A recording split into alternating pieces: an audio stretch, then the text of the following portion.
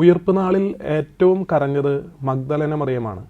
അവൾ ശിഷ്യന്മാരുടെ അടുത്ത് എന്ന് പറയുന്നുണ്ട്, കർത്താവിനെ അവർ എടുത്തുകൊണ്ട് പോയി.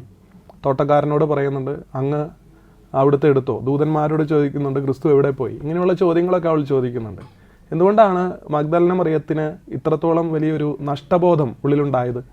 അത് ജീവിതകാലത്ത് ക്രിസ്തുവിനെ സ്നേഹിച്ചിരുന്നത് കൊണ്ടും ഒപ്പം തന്നെ തൻ്റെ ജീവിതാവസ്ഥകളെ മനസ്സിലാക്കാനായിട്ട് ഒരു ക്രിസ്തു ഉണ്ടായി എന്നുള്ളതും കൊണ്ടാണ്. അതുകൊണ്ട് അവൾ പറയുന്നത് വലിയൊരു ആത്മസംഘർഷത്തോടെ, നഷ്ടബോധത്തോടെ ആണ് ഈ ക്രിസ്തുവിൻ്റെ വേർപാടിനെ അവൾ കാണുന്നത്. ഈ സമയത്ത് ക്രിസ്തു പ്രത്യക്ഷപ്പെടുന്നുണ്ട് അവളുടെ മുമ്പിൽ.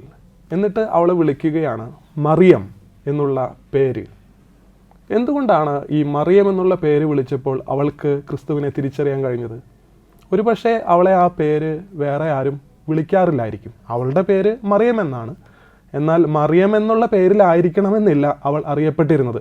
കാരണം അവളുടെ ജീവിതം അത്ര നല്ലതൊന്നുമല്ലായിരുന്നു എന്നാണ് സുവിശേഷം രേഖപ്പെടുത്തുന്നത്.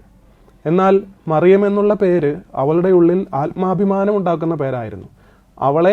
അവളുടെ പേര് വിളിച്ച് അവളെ ആദരവോടെ കണ്ടിരുന്ന ഒരാൾ ക്രിസ്തുവായിരുന്നു. അതുകൊണ്ടാണ് മറിയം എന്നുള്ള പേര് ആ നഷ്ടബോധത്തിൻ്റെ അവസ്ഥയിലും ക്രിസ്തു വിളിച്ചപ്പോൾ മഗ്ദലന മറിയത്തിന് മനസ്സിലായത് ഇത് അവൻ തന്നെയാണ്, അവൻ്റെ സ്വരമാണ്. അവന് മാത്രമാണ് ഇങ്ങനെ എന്നോട് പറയാൻ കഴിയും. അവൻ ഇങ്ങനെ വിളിക്കുമ്പോൾ മാത്രമാണ് എൻ്റെ ഉള്ളിൽ ആത്മാഭിമാനം ഉണ്ടാവുകയുള്ളൂ എന്നുള്ള ഒരു തിരിച്ചറിവ് മഗ്ദലന മറിയത്തിനുണ്ടായി. നമുക്കറിയാം, നമ്മുടെ ജീവിത സാഹചര്യങ്ങളിൽ, നമ്മുടെ ചുറ്റുപാടും സമൂഹത്തിലേക്കൊക്കെ നോക്കിക്കഴിയുമ്പോൾ സ്ത്രീകൾ കരയുന്നത് എന്തുകൊണ്ടാണ്? വീടിൻ്റെ ഉള്ളിൽ സുരക്ഷിതത്വം നഷ്ടപ്പെടുമ്പോൾ, തെരുവിൽ അവരുടെ ജീവിതം, ആത്മാഭിമാനം നഷ്ടപ്പെട്ടു പോകുമ്പോൾ, സമൂഹത്തിൻ്റെ മുഖ്യധാരയിലേക്ക് അവരുടെ വില, സ്ത്രീത്വത്തിൻ്റെ വില നഷ്ടപ്പെട്ടു പോകുമ്പോഴൊക്കെ സ്ത്രീ വിലപിച്ചുകൊണ്ടിരിക്കുകയാണ്. ആ ഒരു സാഹചര്യം പണ്ട് മാത്രമല്ല, ഇന്നും നമ്മുടെ സമൂഹത്തിലൊക്കെയുണ്ട്. നമുക്ക് വേണ്ടതൊരു ക്രിസ്തുവിനെയാണ്, അല്ലെങ്കിൽ നമ്മുടെ ഉള്ളിൽ ഉണ്ടാകേണ്ടതൊരു ക്രിസ്തുവാണ്.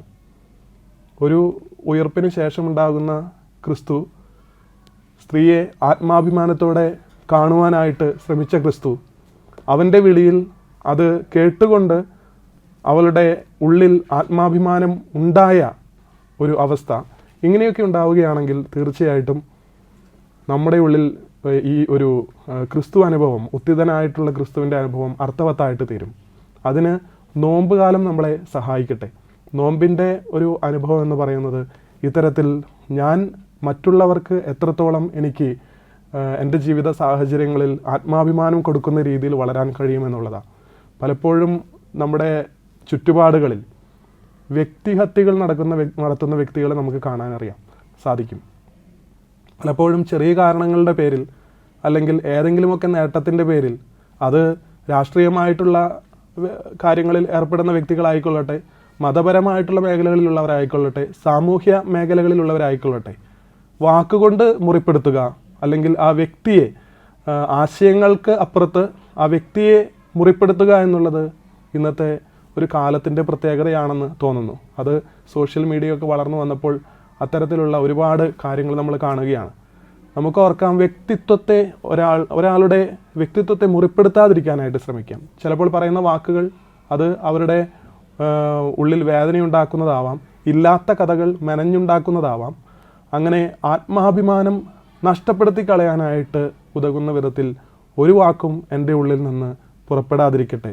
പ്രത്യേകിച്ച് സമൂഹത്തിൽ വേദന അനുഭവിക്കുന്ന വിഭാഗങ്ങൾ, സാധാരണക്കാരായിട്ടുള്ള പാവപ്പെട്ടവരായിട്ടുള്ള മനുഷ്യർ, അതുപോലെ തന്നെ സമൂഹത്തിൽ ഇനിയും ഏറെ സംരക്ഷിക്കപ്പെടേണ്ട സ്ത്രീത്വം, അതിനെക്കുറിച്ചൊക്കെ നമ്മുടെ മനസ്സിൽ നല്ല ഒരു ആന്തരികമായിട്ടുള്ള ഒരു ബോധ്യം ഉണ്ടാവുകയും ക്രിസ്തുവിൻ്റെ ഉയർപ്പ്, മറിയത്തെ ക്രിസ്തു ആദരവോടെ കണ്ടതുപോലെ, അങ്ങനെ സ്ത്രീ കരയുമ്പോഴൊക്കെ അവളെ ആദരവോടെ കണ്ട് അവളുടെ ആത്മാഭിമാനം ഉയർത്തുന്ന രീതിയിൽ ഒരു ക്രിസ്തു എൻ്റെ ഉള്ളിലും ഉണർന്നു വരേണ്ടതുണ്ട്, ഉയർക്കേണ്ടതുണ്ട് എന്നുള്ളൊരു ബോധ്യം നമുക്കുണ്ടാകട്ടെ.